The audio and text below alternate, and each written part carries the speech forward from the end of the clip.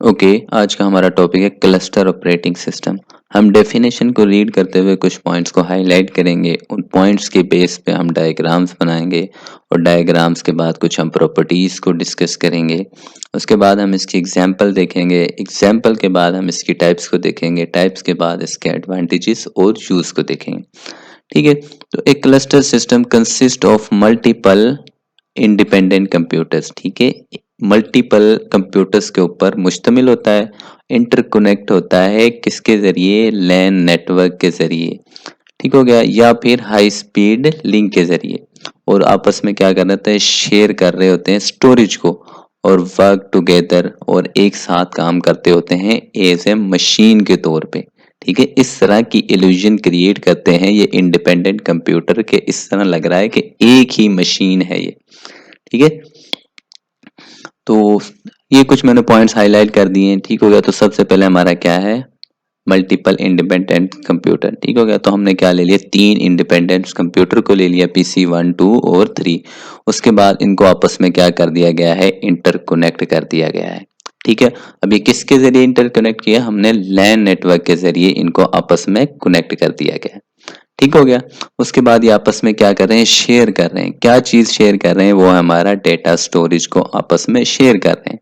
तो अब ये क्या कर रहे हैं, सारी चीजें मिलके क्या बनी, एक मशीन के तौर पे काम कर रही है, जो हमारा फिर क्या कहलाएगा, क्लस्टर ऑपरेटिंग सिस्टम। अब यहाँ पे कोई भी टास्क इनको मिलेगा, ये तीनों मिलके आपस में काम करेंगे एक मशीन के तौर पर और उसका आंसर करेंगे, उसकी आउटपुट जनरेट करेंगे। ठीक है, अब इसके प्रॉपर्टीज की बात करें तो a special cluster software layer run on all nodes. ठीक है, अब ये जो मेरी नोड्स हैं, जो मेरे पीसीज हैं, इनके ऊपर एक स्पेशल सॉफ्टवेयर रन कर रहा होता है जिसको हम स्पेशल क्लस्टर सॉफ्टवेयर बोलते हैं। वही इनको इस काबिल बनाता है कि आपस में इंटरकनेक्ट होके एक क्लस्टर सिस्टम बना के आपस में काम करके आउटपुट जनरेट करें एक मशीन के तौर पे।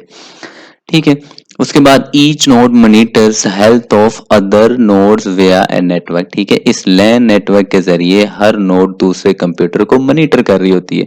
किस लिए मॉनिटर कर रही होती है, if one node fail and other node take over. ठीक है, अगर एक नोड फॉल्ट या खराब हो जाती है तो दूसरी नोड क्या कर ले, उसकी जगह ले ले। उसके बाद program are divide into parallel task. ठीक है, जो भी प्रोग्राम आता है उसको ये तीनों नोड्स आपस में क्या कर लेंगी, डिवाइड कर लेंगी। और डिवाइड करने के बाद क्या करेंगी, हर एक नोड अपने हिस्से का काम करेगी। जो उसको डिवाइड होने के बाद काम परफॉर्म किया, उसको काम मिला है, उसको परफॉर्म करके और क्या करेंगी, आउटपुट जनरेट करके आपस में कंबाइन करके उसकी आउटपुट जनरेट करेंगी। ठीक हो गया, तो ये बिल्कुल इसी तरह, हम एग्जाम्पल की बात करें तो ये बिल्कुल इसी तरह है कि आप बड़े किसी रेस्टोरेंट में जाएं, वहां पे मल्टीपल शेफ कम, उसके किचन में मल्टीपल शेफ काम कर रहे हो, हर शेफ हर डिश बना सकता हो और जो उनके इंग्रेडिएंट्स हैं जैसा कि मसाला वगैरह वो क्या हो, शेयर हो आपस में। ठीक है, तो वो क्या करेंगे, अगर एक भी शेफ बीमार हो जाता है या फिर के ब्रेक पे चला जाता है, दूसरा क्या कर लेगा, उसकी जगह ले लेगा। या सम टाइम ऐसा होता है कि एक बड़ा ऑर्डर आ जाए तो वो सारे के सारे मिल के उस ऑर्डर को तैयार करने में लग जाते हैं, काम को डिवाइड करके। ठीक है, वो आपस तो फिर वो मिल के क्या कर रहे हैं, आपस में क्लस्टरिंग कर रहे हैं। ठीक हो गया, ओके, इसके टाइप में हम देख लेते हैं एसिमेट्रिक क्लस्टरिंग। इसको समझने के लिए हम क्या करते हैं, दो सर्वर्स लेते हैं। इन दो सर्वर्स के पास एक टास्क आता है एग्जीक्यूट होने के लिए। अब ये टास्क जो है सर्वर 1 जो इसको क्या करेगा, एग्जीक्यूट करना स्टार्ट कर देगा, और जो सर्वर 2 है वो क्या करेगा, स्टैंड बाय पे चले जाएगा। स्टैंड बाय से मुराद है कि ये सर्वर मॉनिटर करता रहेगा साथ वाले सर्वर 1 को, कि अगर ये फॉल्ट किसी फॉल्ट में जाता है सर्वर, तो मैं इसको एक टास्क को अपने सर लेके इसको एग्जीक्यूट कर दूं। इससे क्या होगा कि टास्क की एग्जीक्यूशन रुकेगी नहीं, सिर्फ और सिर्फ शिफ्ट होगी। वो क्या होता है, हमारा एसिमेट्रिक क्लस्टरिंग। ठीक है, तो यहाँ पे देखो कि सर्वर 1 क्या गया, फॉल्ट में चला गया। जैसे ही ये फॉल्ट में गया तो सेकंड सर्वर ने क्या किया, उस टास्क को एग्जीक्यूट करने की जिम्मेदारी अपने ऊपर ले ली। ठीक हो गया, तो ये सारा प्रोसेस हमारा करता है एसिमेट्रिक क्लस्टरिंग। उसके बाद दूसरे नंबर पे आ जाती है इसकी सिमेट्रिक क्लस्टरिंग। सिमेट्रिक क्लस्टरिंग में भी क्या होता है कि हम दो सर्वर ले लेते हैं, उस उनके पास भी क्या आएगा, एक टास्क एग्जीक्यूट होने के लिए आया है। अब ये उसमें क्या होता था, एक रन करता था और दूसरा क्या कर रहा था, स्टैंड बाय पे चला गया। लेकिन सिमेट्रिक क्लस्टरिंग में क्या होता है कि जो टास्क आया है, दोनों के दोनों सर्वर उस टास्क को डिवाइड करके उसकी एग्जीक्यूशन एक साथ करना स्टार्ट कर देते हैं। ठीक हो गया, ये सिर्फ इनमें माइनर सा डिफरेंट है। उसके बाद इसके एडवांटेजेस हैं। एडवांटेजेस में क्या आ जाता है, हाई अवेलेबिलिटी होती है। ठीक हो गया कि भाई बहुत ज़्यादा सर्वर्स मौजूद होते हैं, एक अगर फॉल्ट में चला गया तो दूसरा उसको एग्जीक्यूट कर देगा, दूसरा तो तीसरा चौथा, बहुत ज़्यादा अवेलेबल होते हैं।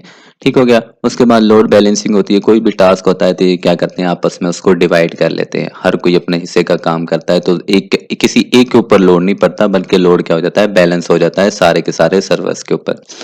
उसके बाद हाई परफॉर्मेंस होती है। ठीक है, अब बजाय कि एक इंसान एक काम करे, बजाय कि उसको 10 काम करें, बिल्कुल इसी तरह के भाई एक सर्वर काम नहीं करता तो फिर क्या, बहुत सारे सर्वर मिलके एक काम को करते हैं, तो जिसकी वजह से उसकी परफॉर्मेंस इंक्रीज हो जाती है। ठीक है, अब इसका आइडियल यूज कहाँ पे होता है कि भाई ये डेटा सेंटर्स में, जहाँ पे बहुत ज्यादा तादाद में डेटा होता है, उसको मैनेज करने के लिए मल्टीपल सर्वर लगाए जाते हैं ताकि उसको मैनेज किया जा सके। बैंकिंग में होता है। उसके बाद बैंकिंग में भी इसी तरह बहुत ज़्यादा ब्रांचेस होती हैं, बहुत ज़्यादा सिस्टम्स काम कर रहे होते हैं, और डेटा को बहुत ज़्यादा ट्रांजैक्शन होती है, उसको प्रोसेस करने के लिए ज़्यादातर सर्वर्स चाहिए, मल्टी सॉरी प्रोसेसर चाहिए जो उनको एग्जीक्यूट कर सकें, और साइंटिफिक रिसर्च में यूज़ होता है। ठीक है, ओके बाय।